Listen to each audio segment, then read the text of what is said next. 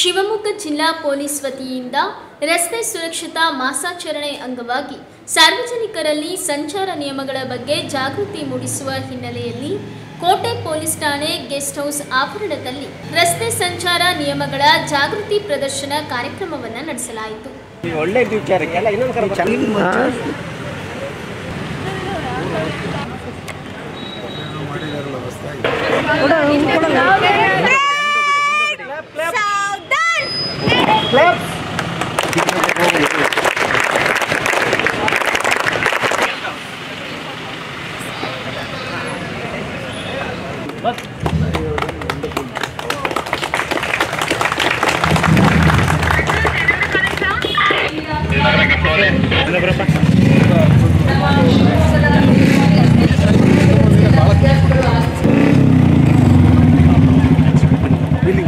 ಅರ್ಧ ಕರ್ರದ ಅರ್ಧ ಬೆಳ್ಳು ಏನು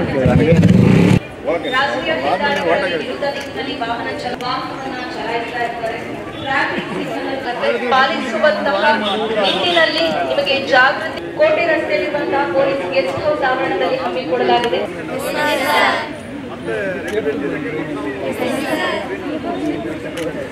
ಶಿವಮೊಗ್ಗ ಜಿಲ್ಲಾ ಪೊಲೀಸ್ ಹಾಗೂ ಶಿವಮೊಗ್ಗ ನಗರ ಕಾರ್ಯಕ್ರಮ ಈಗ ನೆರವೇರಲಿದೆ. ಕಾರ್ಯಕ್ರಮದ ಉದ್ಘಾಟನೆಯ ನಂತರ ಕಾರ್ಯಕ್ರಮದ ಉದ್ಘಾಟಕರಾಗಿ ನಮ್ಮ ಇವತ್ತಿನ ದಿನಮಾನಗಳಲ್ಲಿ ಟ್ರಾಫಿಕ್ ಆಕ್ಸಿಡೆಂಟ್ಸು ಸಾಕಷ್ಟು ಹೆಚ್ಚುತ್ತಾ ಇದೆ.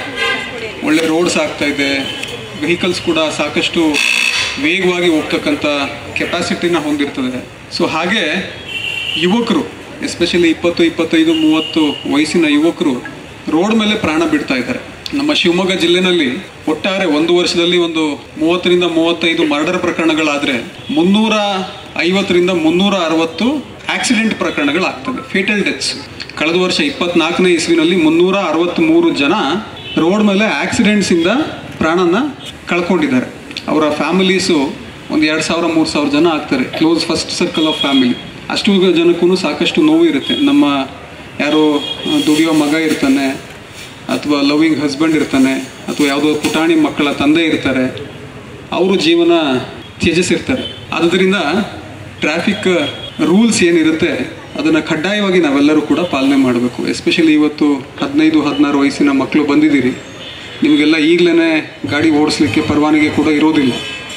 ಇನ್ನು 2 ವರ್ಷ 3 ವರ್ಷ ಕಳೆದ ನಂತರ ಆಫ್ಟರ್ ಯು ಕ್ರಾಸ್ 18 ಇಯರ್ಸ್ ನಿಮಗೆ ವೆಹಿಕಲ್ ಓಡಿಸ್ಲಿಕ್ಕೆ ಪರವಾನಗಿ ಕೂಡ ಸಿಗುತ್ತೆ.